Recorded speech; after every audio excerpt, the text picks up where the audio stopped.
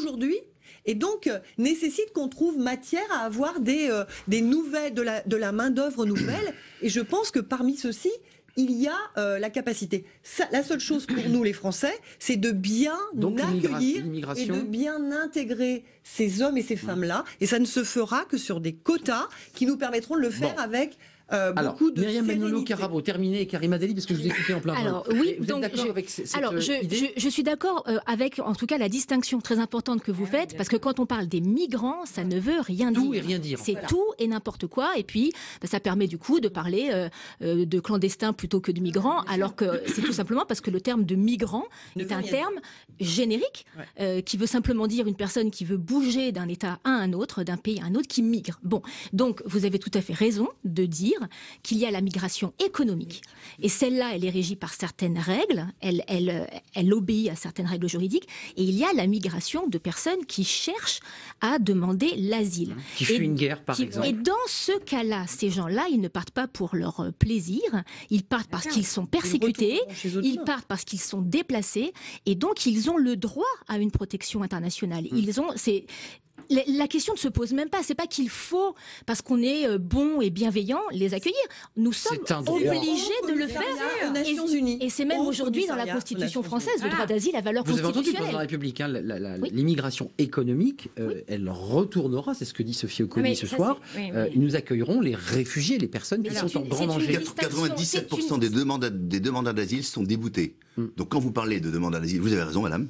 Bien évidemment, c'est une migration qu'il faut... Ce sont des souffrances, ce sont des gens qui fuient la guerre. Il faut bien évidemment observer de manière différente, mais quand vous apercevez qu'aujourd'hui l'immigration a évolué vers une immigration économique, parce que vous avez des pompes aspirantes aujourd'hui qui font que tout le monde choisit d'ailleurs la France, même l'Aquarius. D'ailleurs, la moitié des passagers de l'Aquarius souhaitaient venir en France, parce que le soleil est beaucoup plus beau, bien évidemment, chez nous. Mais attention madame, il faut quand même que les Français sachent, 500 000 clandestins en France. 500 000 clandestins en France. 500 000 clandestins en France. 100 000 demandeurs d'asile, 262 000 demandeurs de titres de séjour.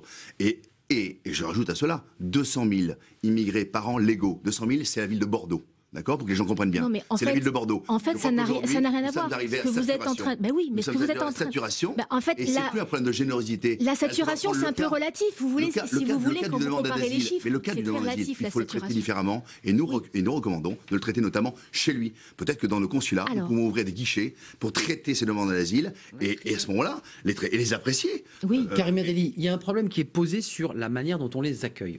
On va parler des règles de Dublin. C'est la façon dont, quand le bateau arrive à Coste en Italie, il faut prendre en charge ces personnes, clandestins, réfugiés, les enregistrer, faire en sorte qu'on puisse connaître leur identité. Il y a eu un débat dimanche qui va se prolonger le 28 et le 29 sur où mettons ces centres d'accueil. Alors, on les appelle, je fais de la pédagogie, mais on l'a entendu depuis quelques semaines maintenant, les hotspots, c'est-à-dire des centres fermés. On les met au sein de l'Union européenne. Je vous pose la question parce que vous êtes députée européenne, peut-être tête de liste. On les met au sein de l'Union européenne ou on les met sur des zones extra-européennes, c'est-à-dire sur des États souverains mais qui ne sont pas européens. Qu'est-ce que vous proposez ? Mais on ne devrait même pas les créer, ce sont des centres fermés. L'Europe, il y a déjà là.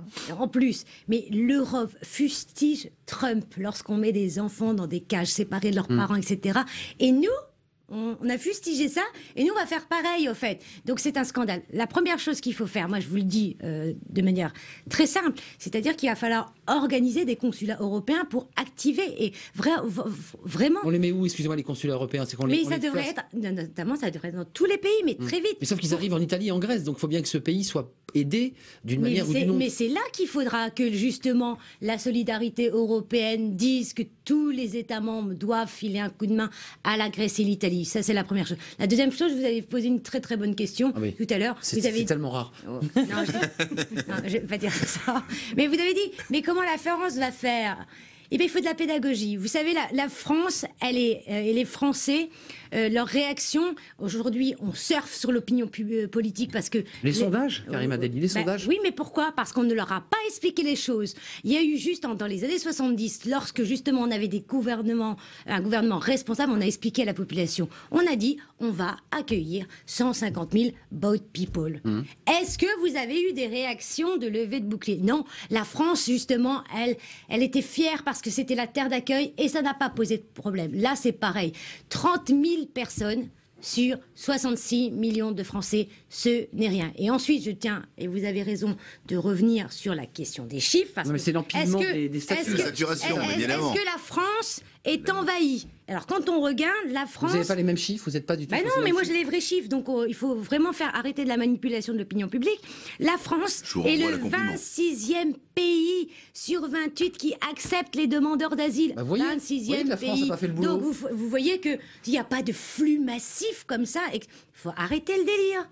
Vraiment, hein. Mais il faut aussi qu'on mesure. Vous voyez que, excusez-moi, Karima Deli, il a des chiffres, les vrais, nous dit-elle, bah, la France est quand même très mal placée. Eh ben oui, Tout à bien fait, sûr. mais- Et ça, c'est ce qu'il faut dire. d'égoïsme. Non, mais moi, je veux On n'a dire, donc pas de je veux leçon à dire deux donner. choses. Je veux dire deux choses. Bien sûr. La première chose, c'est que l'Europe, elle est solidaire. Où était solidaire? Elle est